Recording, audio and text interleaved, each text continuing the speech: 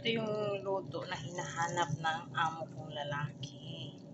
Rihanna, ganito daw. O, ayan.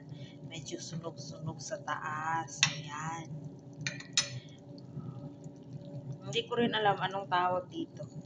Basta yan lang yung niluto ko for today's video. Ayan.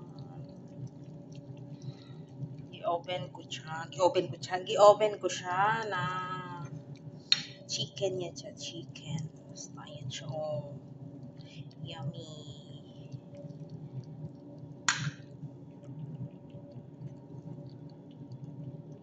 Tipo, ang sarap niya. Okay na. Okay na siya.